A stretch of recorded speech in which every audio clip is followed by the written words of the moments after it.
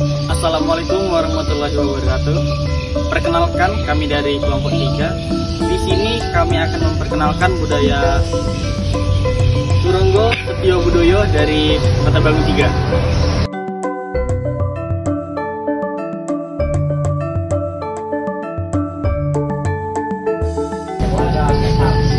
Tadi ini kan peralatan jalanan.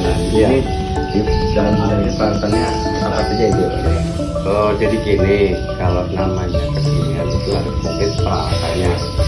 Jadi kalau misalkan kita lupa main, itu peralatannya yang ada di gudang ini.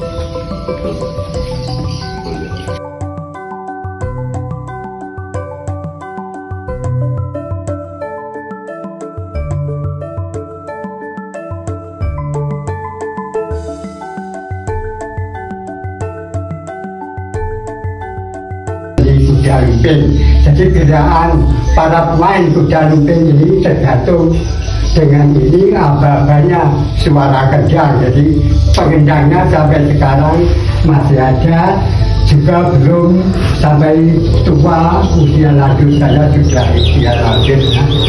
Jadi sekilas saya dilahirkan pada tanggal 5 bulan 3 tahun 41. Ini akte kelahiran saya. Saya ungkap lagi kelanjutannya yang diperlukan kalau mengetahui kisah secara singkat, tapi jelas dari awal sampai sekarang sudah bisa ditanggapi. Ya, kisahnya begini.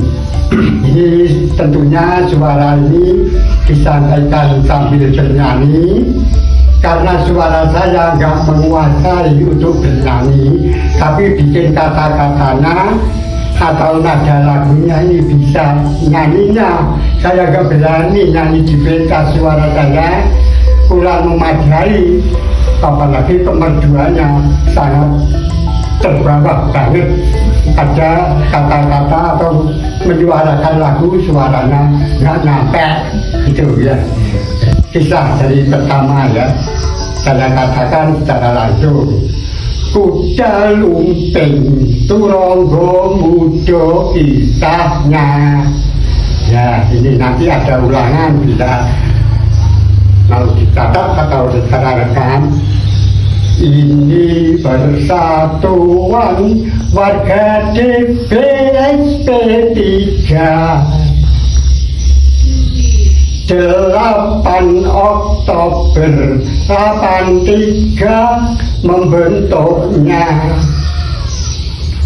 Kuda lumping ini Simbah Parmin pembinanya dan yoranya. Bapak KUPT yang bertanggung jawab melindungi Turonggo muda sampai sekarang masih jaya. Ini kisah lanjutnya Turonggo muda. Banyak generasi yang ikut masuk anggota. Tahun 2013 bersepakat namanya diganti Turonggo Setio Budoyo. Kuda lumping Turonggo Setio Budoyo, harap jaya seterusnya untuk hiburan buat warganya. Jadi dari awal sampai sekarang kisah singkatnya ya sudah saya sampaikan seperti ini. Negeri 2 Kota Bangun bertanya nih tentang sejarah awalnya tentang terbentuknya kuda lumping di SD ini. Jadi adik-adik menanyakan terbentuknya sejarah kuda lumping adanya di sini. Tolong silahkan dari awal terbentuknya kuda lumping di sini. Ini secara cerita yang membentuknya kuda lumping, karena peralatan kuda lumping ini ya memerlukan alat-alat seni musiknya. Jadi ceritanya ya, kalau berangkatan dari Jawa, jadi dari kakak adik, saya dianggap kakak, adik saya ya ikut transmigrasi ke sini. Saya yang punya minat transmigrasi ini, adik saya namanya Tarmuji. Jadi saya hanya berikut mengikuti adik saya, karena hanya kakak adik 2 orang, satu mau trans, jadi kakaknya mengikuti ikut trans. Nah di sini setelah keberadaan transmigrasi ke sini, datanya dari termasuk belakangan di tahun 83 bulan Agustus berangkat dari Jawa, nyampe di sini tanggal 5 Agustus, nyampe kemudian mendapat lokasi di Blok DB ini. Karena sebelum berangkat transmigrasi dari Jawa, ya Jawanya Kediri, berangkat transmigrasi karena di sana saya sudah memasuki ikut seni kuda lumping, jadi saya di sini membawa bekal budaya seni yaitu kuda lumping. Ya akan supaya tahu keberadaan kesenian di sini. Ada juga tokoh seni ludruk ini zaman dahulu di sini sudah nggak berlaku, tak di TV kayaknya nggak ada juga. Jadi di Blok DB ini sebelum SP1, SP2 kan datang duluan, datang ketiga ya SP3 ini. Di sini dari kepala rombongan saya ya, saya yang saya katakan itu tadi mempersiapkan alat budaya seni sederhana dari sana. Terus di sini ya segera membentuk budaya seni yang dibentuk pertama ya seni kuda lumping ini. Kemudian di Blok DB ini sehabis kuda lumping telah muncul, bisa sampai kali pentas membentuk seni ludruk. Ini dulu kalau di Jawa yang ditiru yang ludruk RRI Surabaya. Ini ludruk yang masuk di TV. Ya kalau ludruk di percintaan banyak juga ludruk yang terkenal, tapi kayaknya kan masuk rekaman yang beredar di ini, karena begitu. Setelah saya ceritakan adanya seni budaya yang di SP3, jadi kisah ceritanya pada permulaan membentuk seni kuda lumping terlebih dahulu, karena alat musiknya ya cukup dewasa, karena yang dulunya para remaja yang masuk anggota, semakin lama sampai sekarang ya sudah menjadi anggota yang dewasa. Dan ada juga dari jiwa muda atau remaja yang masuk lagi untuk tahun-tahun ini, yaitu tari kuda lumping. Ada, gak usah saya ceritakan masing-masing. Ada generasi muda yang masih remaja yang menjadi main kuda lumping, yang cowok, yang cewek ada juga. Jadi setiap main sudah bisa disajikan untuk tampil di pentas. Ya, sampai di sini cerita seni kuda lumping SP3 dan seni-seni lain yang telah dibentuk di SP3. Ya, ada yang ketinggalan. Ini kesenian yang muncul di SP3 tapi nggak bisa lanjut sampai sekarang. Ini hampir saja terlupa. Ada seni sintren. Sudah tahu panggung belum? Sintren ini bawaan dari warga transmigrasi yang dari Jawa Tengah, dari Pemalang. Di Pemalang itu Jawa Tengah, kurang tahu saya. Terus ada juga kebetulan seni Bitren. Terus di Blok G sana ini warga dari Jawa Barat, mayoritasnya suku Sunda juga membentuk kesenian yang disebut calung, ini seni Sunda. Terus di Blok G ada juga berbentuk seni budaya termasuk profesional dari band yang disebut diberi nama dalam tabel Laskar Band, tapi juga enggak begitu lama adalah yang juga ya seni kuda lumping sampai sekarang masih tetap jaya, dan generasi penerusnya dari anak-anak muda dan remajanya masih bisa siap bertampil di saat-saat perlu ditampilkan. Yang mengisi dari awal sampai sekarang pembawa lagu karena suaranya menguasai, tirukan lagu-lagu di kaset Jalanan Ini Mampu.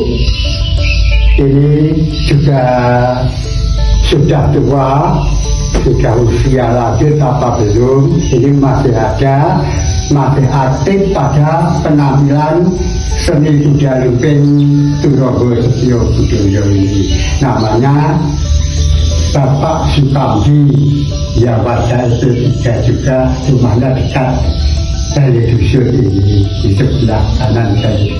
Ya jatuh sampai sekarang.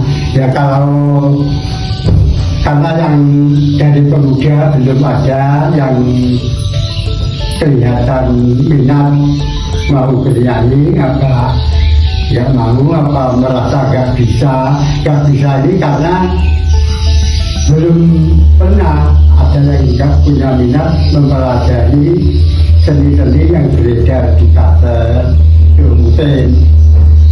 Dan bahkan yang saya katakan sebagai pembawa lagu-lagu kita main ini ada lagu baru di kaset kehidupan karena suaranya mampu. Kalau saya nggak mampu, jadi nanti nggak berani, saya berani tampil di desa.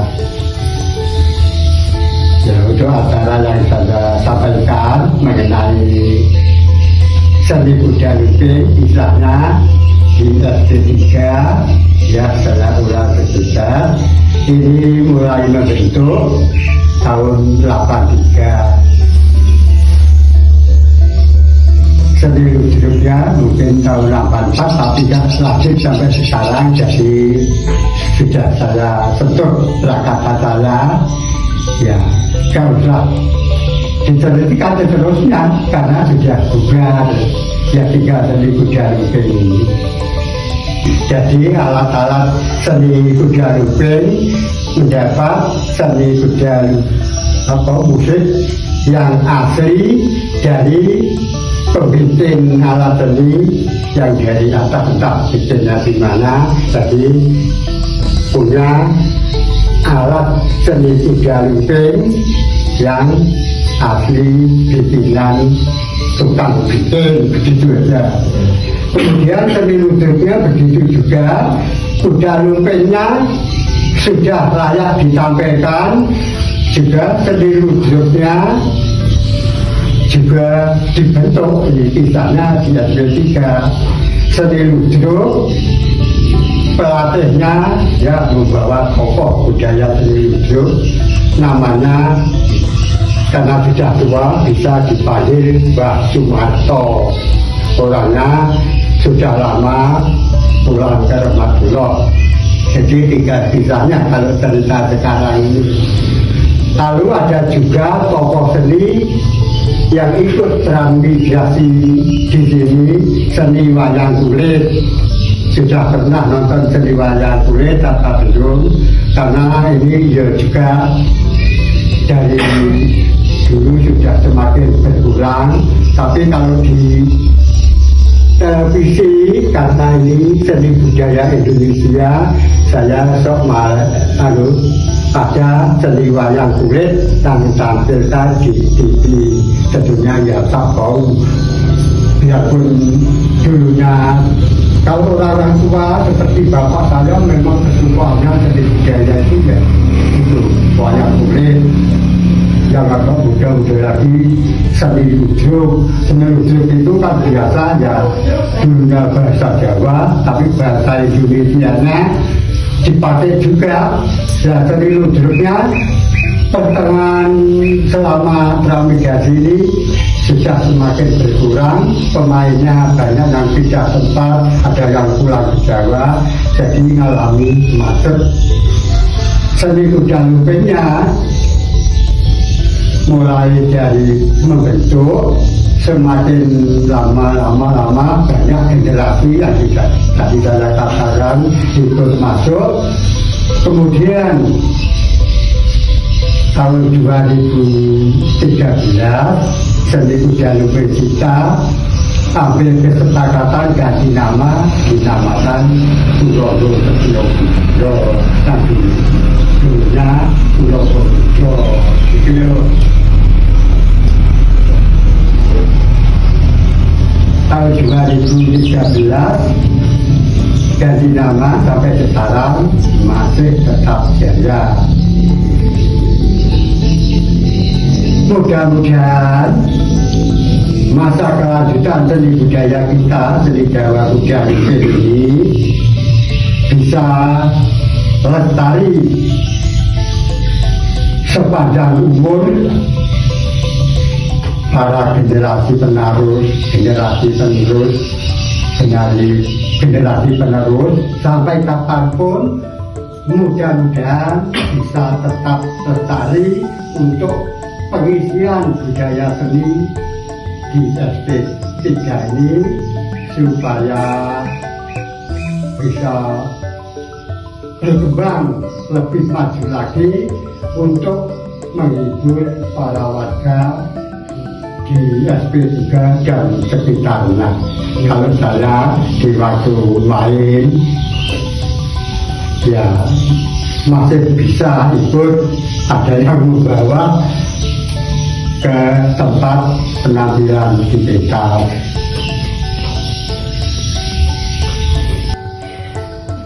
Apakah sebelum tampil Bapak dan rekan-rekan melakukan latihan terlebih dahulu? Oh iya, namanya juga ya, kita persiapan supaya nanti hasilnya seni itu maksimal.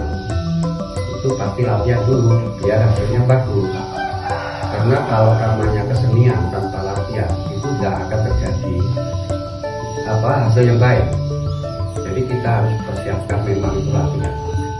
Jadi nantinya hasilnya memuaskan untuk bisa dibilang bagus. Apa pengalaman yang nggak bisa Bapak lupakan saat bermain kuda lumping? Nah, kalau masalah pengalaman yang tidak terlupakan saat main itu banyak. Pertama, saudara-saudara dari jauh itu kan datang mengumpul untuk meramaikan kesenian yang kita pentaskan. Pertama, yang kedua saat kesurupan itu identiknya kesurupan itu kan agak nyeleneh ya. Jadi ada hal-hal yang nyeleneh itu seolah-olah kita nggak terlupakan begitu aja, masih teringat pemain ini melakukan hal yang seperti ini kayak gitu. Itulah yang kita selalu ingat. Yang kedua tadi ya, ketiga poinnya senengnya kita saudara-saudara teman-teman dari jauh yang merasa punya kesenian kumpul meramaikan apa yang kita bikin acara itu aja ya.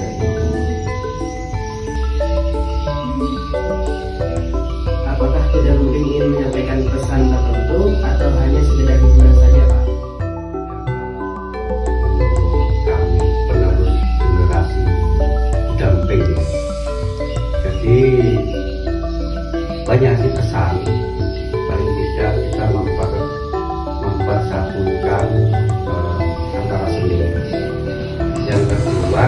besarnya, yang penting kita itu melestarikan budaya. Namanya kuda lumping kan itu kesenian tradisional. Kalau tidak kita yang melestarikan, siapa lagi kan gitu. Jadi harapan kami teman-teman anak-anak muda untuk ke depan ya kita berpikir untuk melestarikan budaya ini ya gitu. Jadi biar nggak punah. Kalau punah nanti kasihan anak cucu besok kan nggak tahu sejarahnya apa. Baik, terima kasih. Kami perwakilan dari SMA Negeri 2 Kota Bangun mengucapkan terima kasih kepada Mbah sama Pak ini karena sudah membagi cerita dan pengetahuan kepada kami tentang kesenian jaranan yang ada di Kota Bangun 3 ini.